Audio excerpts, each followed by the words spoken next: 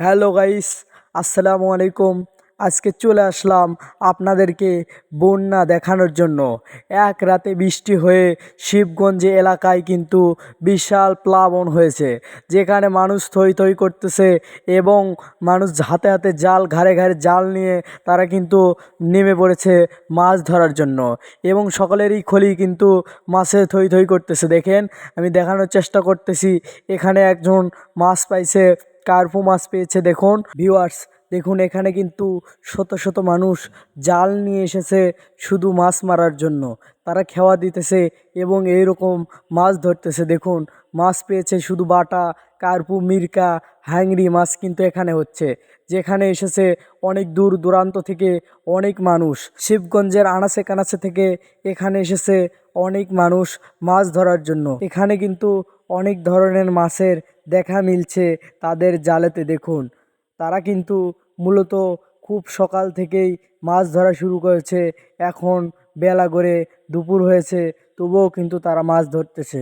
দেখুন, পানির নিচে অনেক এক হাঁটু পানির মধ্যে নেমে নেমে তারা মাছ ধরার চেষ্টা করতেছে। সামনে দিয়ে দেখি রাস্তার উপর দিয়ে পানি, সেখানে কিছু মানুষ হেঁটে যাচ্ছিল। পিছন থেকে এমনভাবে এই মেয়েটি তাকাইছে, আমার ভাসতে বালতিখানি ক্রাশ খেয়েছিল। দেখুন, এই দিকে কিন্তু একটা বিষধর সাপ দেখা যাচ্ছে, রাস্তা থেকে ভেসতে ভেসতে নিচ দিকে যাচ্ছে। এখানে কিন্তু অনেক মানুষ তাকে তাকায় তাকায় দেখতেছে। কিছু করার নাই, বিষধর সাপ।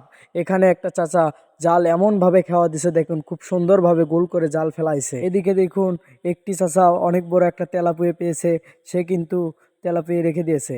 এইদিকে দেখুন, অনেক রাস্তায় অনেক পানি হওয়ার কারণে মোটর সাইকেল অর্ধেক ডুবু ডুবু ভাব, সেখানে কিন্তু রাস্তায় পানি, রাস্তার মধ্যে সৎ যাচ্ছে।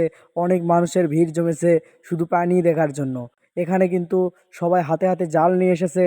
সামনের দিকে কিন্তু কয়েকটা মেয়ে ছেলে এমনভাবে তাকাইতেছিল, আমার ভাসতে কিন্তু দেখে বালতিখানি ক্রাশ খেয়েছে। এর মধ্যেই এর মধ্যেই কিছু ছেলে বিগ ফ্যান ভাই বলে বলতেছিল। আমরা কিন্তু তাদেরকে দেখানোর জন্যই মূলত সেখানে গিয়েছিলাম। দেখুন, রাস্তার উপর দিয়ে অনেক পানি যাচ্ছে। সামনে একটা আপু আর একটা ভাইয়াকে দেখে মনে হলো এরা শহর থেকে এসেছে। তারা ক্যামেরা দেখে লুকাইতেছিল, মনে হয় ভয় পেয়েছিল।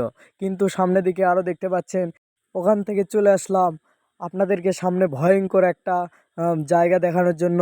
যেখানে দেখতে পাচ্ছেন, এটা ভয়ঙ্কর বললেই চলে, যে বাড়ির ভিতরে কিন্তু পানি উঠে গেছে। যেখানে সরকারি নিজ তহবিল থেকে বাড়ি করে দেওয়া হয়েছে, সেখানে কিন্তু বাড়ির মধ্যে মধ্যে পানি উঠেছে। তারা কিন্তু বাড়ি ছেড়ে বিভিন্ন এলাকায় চলে গেছে। এরই সাথেই কিন্তু দেখতে পাচ্ছেন কক্সবাজারের মতো সুন্দরভাবে ঢেউ আসতেছে।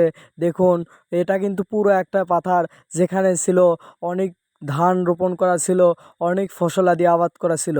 সেখানে কিন্তু সবগুলোই ডুবে গেছে এক রাতের বৃষ্টিতে। এই পর্যন্তই ছিল আজকের ব্লগ। সবাইকে ধন্যবাদ শেষ পর্যন্ত দেখার জন্য। আসসালামু আলাইকুম।